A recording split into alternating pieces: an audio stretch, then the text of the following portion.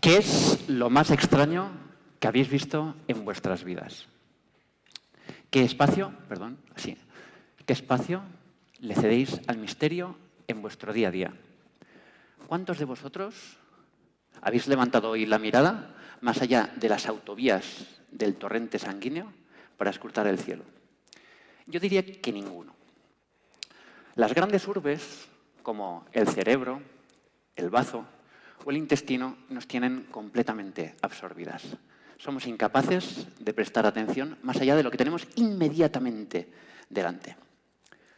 Afortunadamente, para los que, como yo, amamos el misterio y lo hemos perseguido desde hace décadas, todavía quedan unos pequeños reductos escondidos, pliegues en tejidos profundos, donde se atrinchera el misterio. Son lugares yermos, donde se sobrevive a duras penas con lo que llega en pequeños torrentes sanguíneos. Y los habitan células duras, oscas.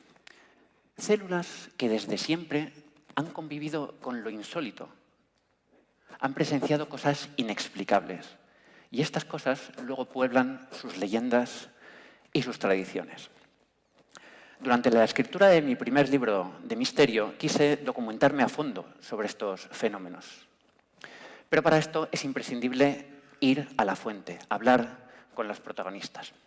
Me llegó el rumor de una pequeña aldea, cuyo nombre no puedo revelar, pero es la típica aldea de casas bajas, sencillas. Las habitantes del lugar, como me imaginaba, se mostraron recelosas. No es extraño. Al fin y al cabo, las células de estos lugares remotos no les gusta compartir lo que han vivido con forasteras como yo. Afortunadamente, después de unas cuantas semanas, logré que las ancianas del lugar me hablaran de un caso impactante que me cambió para siempre. Y eso que era una aldea donde realmente nunca había pasado nada. Las habitantes eran pacíficas, sencillas. La única nota un poquito discordante, si acaso, la ponía cierta familia. La familia Alcarrás, que tenía fama pues, de ser un poco problemática, de ir a lo suyo, de acaparar un poco recursos municipales o la típica discusión por las lindes. Pero nunca había llegado la sangre al río.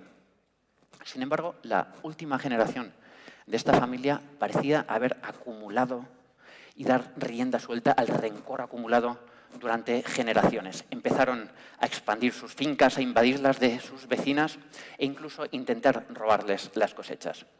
Las habitantes del lugar intentaron una y otra vez recurrir a las autoridades del lugar, a la policía del lugar, pero nunca consiguieron resultados. No les hacían ni caso. Se rumoreaba que había algún tipo de tejemaneje entre las autoridades y los Alcarrás, que los estarían sobornando, probablemente.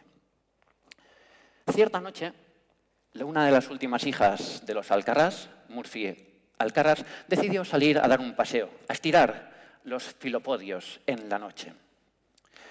La guerra con los vecinos es una tarea a tiempo completo y necesitaba despejarse, pero no tardó en ver algo que le extrañó. A su alrededor empezaron a brillar y a danzar ciertas lucecillas a su alrededor. Se quedó como paralizada, hipnotizada, embelesada por el espectáculo. En un momento dado, una fuerza misteriosa le llevó a intentar tocar una de estas luces. ¡Gran error! Inmediatamente la luz se hizo tan potente y cegadora que parecía que se hubiera hecho de día.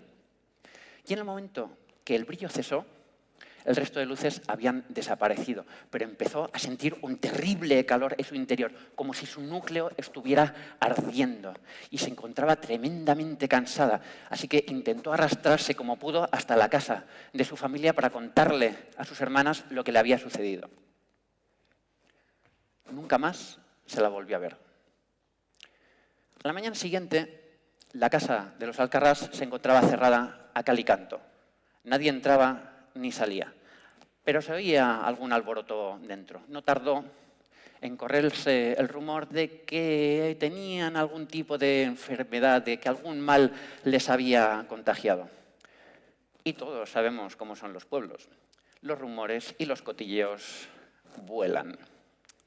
Cuando se supo que todo había empezado en el momento que Murphy Alcarràs había salido a dar un paseo y había tocado una misteriosa luz en la noche, empezó a hablarse de una maldición, de brujería, de que el diablo mismo había castigado a aquella familia con aquel terrible mal.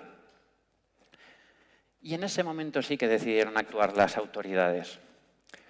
¿Y cuál es el remedio tradicional contra la brujería y el diablo? El fuego. Nadie se opuso.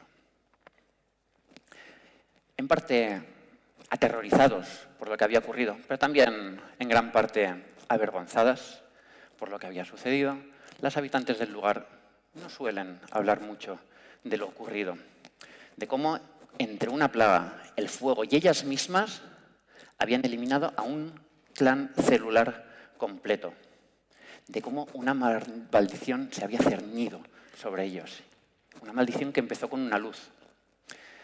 Y a esta luz decidieron llamarla la luz mala. Bueno, me encantaría dejarlo aquí, en seco, y acabar la charla aquí, pero esto es un evento de divulgación, así que me toca divulgar. Y yo lo que quería era aprovechar esta historia para hablaros de un tipo de terapia contra el cáncer que está en desarrollo, que se llaman virus oncolíticos. Un tipo de virus modificados genéticamente que atacan a las células tumorales, pero además desencadenan una respuesta inmunitaria contra el tumor. En esta historia teníamos varios elementos. Teníamos la familia que quiere expandir sus lindes, que serían las células tumorales, obviamente. Tenemos al resto de las aldeanas, que serían las células sanas. Tenemos a las autoridades locales que se dejan sobornar, que sería el sistema inmunitario. Y finalmente tenemos las luces que provocan una enfermedad, que serían los virus oncolíticos, de los que os quería hablar. En muchas ocasiones, las células tumorales son capaces de manipular al sistema inmunitario permitiéndoles crecer. Y esto lo hemos simbolizado pues, con un soborno de las células tumorales a las autoridades locales. Y esto les permite crecer sin oposición. Los virus oncolíticos hacen dos cosas. En primer lugar, infectan preferentemente a las células tumorales y las eliminan. Pero por otro lado, llaman la atención del sistema... la atención del sistema inmunitario que localiza la infección y además elimina a las células tumorales. Bueno, la investigación contra el cáncer es increíble y está avanzando a pasos agigantados y con suficiente apoyo de todos a la investigación es probable que en unos 20 años seamos capaces de tratar de manera eficaz casi todos los tipos de cáncer. Pero a mí también me gusta imaginarme cómo las células de nuestro organismo viven las terapias a las que les sometemos, de cómo experimentan el desconcierto y a veces el terror frente a elementos que no han visto jamás dentro del organismo. Con esta historia, mis pequeñas celulillas, espero que vosotras también hayáis experimentado un poquito de este desconcierto y que os volváis a estremecer la próxima vez que levantéis la mirada en la noche. Muchísimas gracias.